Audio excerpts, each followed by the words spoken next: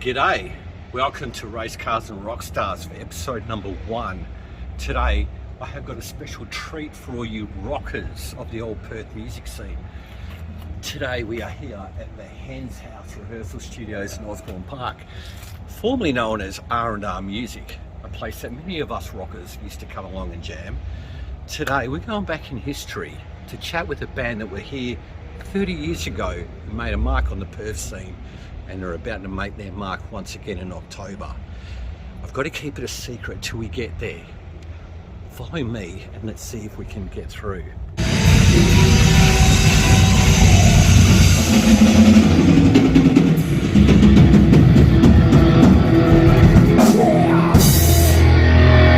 Fellas! That's a wrap. We have got Raucous in the house. Let's hear it for these boys. Trying to run into your rehearsal, guys, but we're here and we're celebrating the return of Raucous before we pop in and say good day to you guys. Barney, flew in from Melbourne. Barney, of course, singer, and we got Boss over there, we got Hipper, we got Jono, and we got Nathan. All the boys are in the house. Guys, got to ask you a couple of questions before we let you go back to rehearsal. Sorry to break in on you, but this is a very important moment in the history of the Perth music scene. Alright, so guys, Barney, how did this get back together after all these years? After the shock of finding out we were alive, especially me still, Foz rang me and said, do you want to do a gig? And I said, well, we better hurry up because we haven't got long to go. And then spoke to Justin and away we go. Jono and Nathan, it's all as simple as that. Now you guys started around the early 90s. 92, 90, 91, 90, around that period. I'm just trying to remember myself 80 days. 88. 88. That one ago. Sounds better in the 80s. We were called Storm back then, wasn't it? Early in Drill was 93, so this is a 30 years reunion of the Odds Rumble Tour. You guys played over East and New Zealand, I believe. Not New Zealand? You went to New Zealand though. Oh, we would love to. I'll cut that bit out. I thought you guys played New Zealand. So, yeah, right. Okay. So,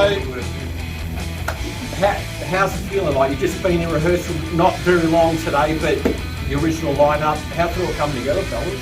Nice. Yeah, very nice. So we're expecting a pretty big show in October. Yeah. Awesome. It's going to be a big one, mate. So I remember back in the day, you guys went and you took over the Motorhead loudest band in the world. You did that at the Grosvenor Hotel. What do you remember about that, Hipper? I remember falling over just about because I left my earplugs on the top. Oh. And when I went to grab them, they fell off. I couldn't find them, so we'd already started the song. Yep. And I was getting vertigo, falling over, and just lifting myself up. Yeah, it was pretty intense. Yeah. What song did you do to break the record? Turn it up. Yeah. Almost flying off the shell and smashing them. Smashed glass all along the floor of the bar. Yep. Pressure. Yeah. We gave out earplugs to the door. That was very nice of you. Earplugs at the door. Free. It's a safety thing, yeah. They had to restock the shelves. They actually had to literally put the cans back in the Yeah, right. the glass bar. Yep. Fill the stubbies and they were putting them back up. So that's how loud it was. Yeah.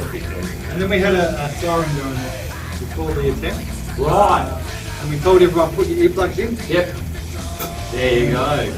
So you guys, I mean, we played a lot of shows together. You guys played with the Leeds, a lot of SFD, a lot of bands back in the day. Big different scene compared to now, but any other stories that you might want to talk about quickly about the good old days before we talk about what's happening soon?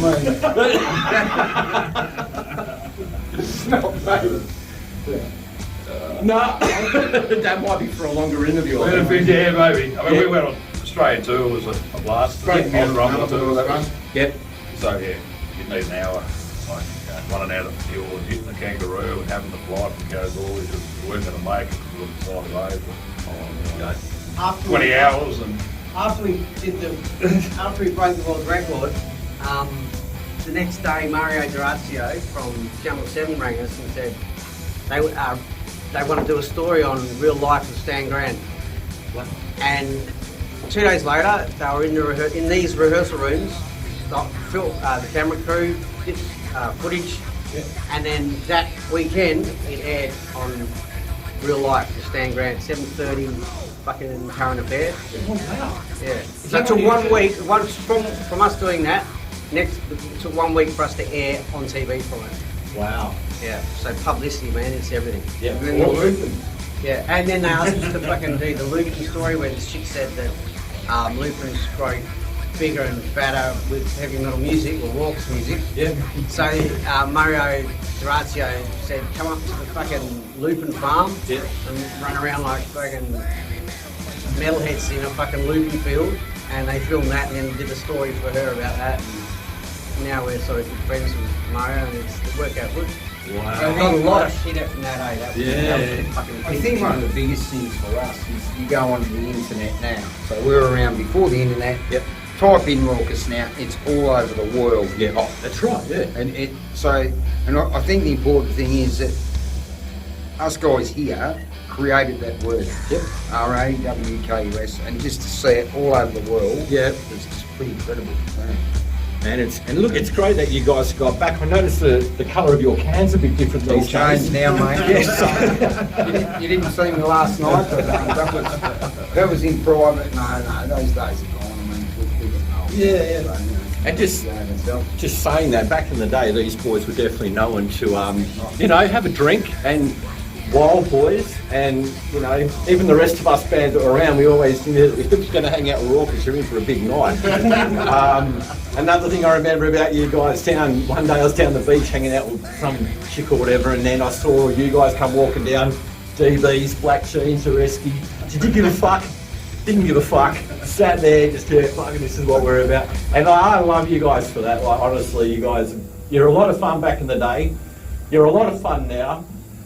But we've got to promote your next gig. You're going to be playing in October at the Charles Hotel 14th. on the 14th. So obviously it's your first rehearsal, and we're not going to keep you too long. But just a rundown on your thoughts on getting back together and doing that show at the Charles. Ah, it's going to be good fun.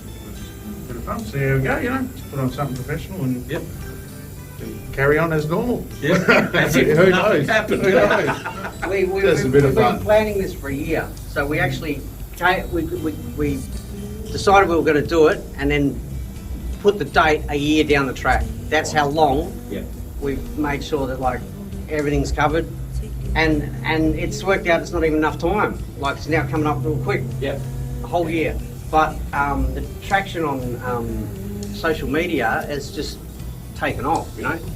Like, it's unbelievable. Well, once you started announcing that you're talking about doing the shows, I was like, oh, this is great. This is what we need. And also, Mark Allen was the engineer, the audio engineer, and Angelo Cato, lighting guy. They're Angelo's successful lighting guy in Sydney, and Mark Allen's in Adelaide doing audio, and they're flying over for the gig.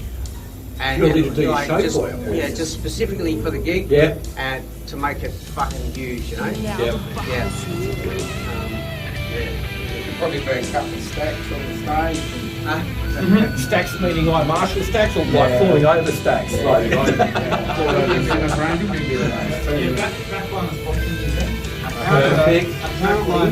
Apparently 24 blocks. Nice. So we're going for a new record? Is that what Yeah. Because Lenny, you won't complain this time.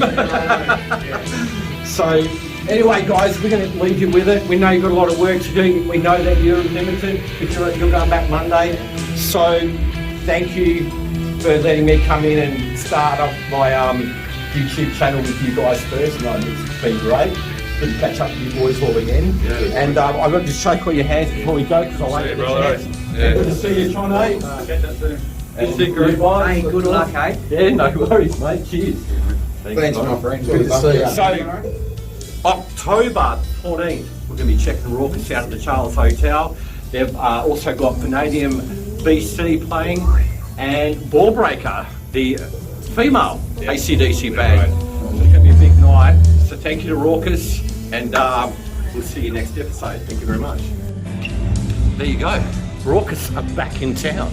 And it's going to be a big show in October. I know a lot of people are going to go down to the Charles for that one, so I know I'll be there, and I would hope that you're all going to be there too. So thank you for coming down with me on the first episode of Race Cars and Rockstars at the Hen's house, of course, the old Arms Arc, and rock and roll. We're here to stay.